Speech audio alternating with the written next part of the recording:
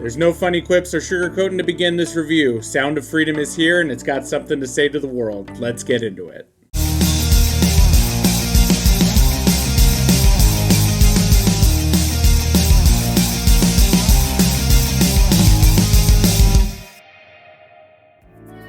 Hello movie fans, welcome back. I'm Matt and today we're discussing Sound of Freedom starring Jim Caviezel. Now if you're watching this, I'm sure you've heard about the movie that's making waves across the states about the dark and terrifying subject matter in child trafficking. The film is directed by Alejandro Monteverde and tells the story of former government agent Tim Ballard who embarks on a dangerous mission to rescue children from sex traffickers. Now I've decided to break this thing down into two parts.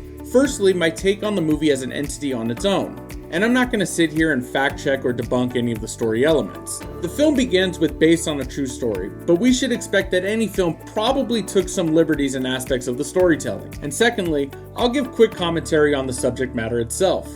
The film presents a deeply compelling story. Look, despite its dark subject matter, this story will captivate you. The filmmakers handle this topic with extreme care, and they quickly draw us into the narrative, and overall shedding light on a crucial issue. Look, the first 5 minutes of this film are extremely uncomfortable, and it's hard to watch whether you're a parent or not. Feeding off of that, the child actors in this film deliver truly remarkable performances. And look, it's truly astounding how they're able to portray such challenging and dark subject matter on screen. And I almost want to say authenticity, but I have no idea what that's like for a child having gone through this. Their presence on screen really is a testament to their exceptional acting abilities, and you're gonna feel the reality and you're gonna feel the gravity of the acting on screen. Bill Camp delivers an outstanding supporting performance as Vampiro in this movie. He's a great character actor, and he has the ability to showcase his immense talent in this movie. The monologues he has in this movie are masterfully delivered, and he gets to display a great range of emotion. Camp's portrayal certainly adds a layer of complexity to the film, and it's certainly needed, and it definitely left an impact on me. Now this may sound silly, but one of the surprising elements in Sound of Freedom is the infusion of some very minor lightheartedness amidst the heavy subject matter. This very delicate balance provides a necessary breather from the intense narrative. And honestly, I need to commend the filmmakers and their ability to incorporate these moments that really showcase their skill in crafting a well-rounded and engaging experience. Now, the editing of the film, particularly in the first half, feels extremely disjointed.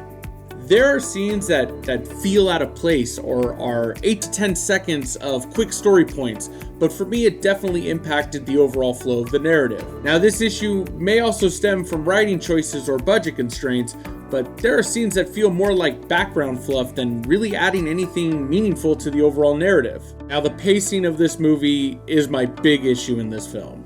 This movie easily could have been 20 minutes shorter than it is. Certain shots or scenes linger far longer than necessary, and it screams to me the director's fondness for thinking every shot needs to stay in the film. And while maybe these shots have artistic merit, they definitely hinder the film's overall momentum. Now Jim Caviezel is a great actor, and he's in one of my top 10 favorite movies ever in frequency, but his portrayal of Tim Ballard really comes across as stiff and really one-noted most of the film. And my first thought is that maybe this is a deliberate choice to reflect the mannerisms of the real-life Tim Ballard. I'm not sure. All I know is that it just feels awkward knowing that an actor of his caliber doesn't really get a lot of chances to show a ton of range. And look, despite these flaws, I do recommend Sound of Freedom for its compelling story, some absolutely great performances, and most importantly, the subject matter it addresses. The film does exactly what it's supposed to do: shine a light on a crucial issue and raise awareness. While it may not require an urgent trip to the theaters right now unless you want to be part of the conversation, it is definitely a movie worth watching to gain a deeper understanding of the gravity of child trafficking. And as I finish my review for Sound of Freedom, I do want to commend the filmmakers for their approach to tackling such sensitive subject matter. This is a very real thing, and this film provides a platform for these conversations to be had. And look, as a father myself, the subject matter is something that definitely hits home and something that I think about. And if you're sitting there wondering who the film attacks or what the political rhetoric is about it, there's none of that in this movie. It's a story about these kids. And it serves as a reminder that through art and film and storytelling, that we can shine a light on some of the darker corners of our society. And remember that the power of cinema not only lies in its ability to entertain, but in its potential to educate, inspire, and ignite change. As always, I encourage you to watch the film and form your own opinion though. Let me know your thoughts about it down in the comments below and have your voices heard. Also, if you enjoyed this review, please like this video and subscribe to my channel to get a new movie review from me every week. Thanks again for watching, and I'll see you guys at the theaters next week.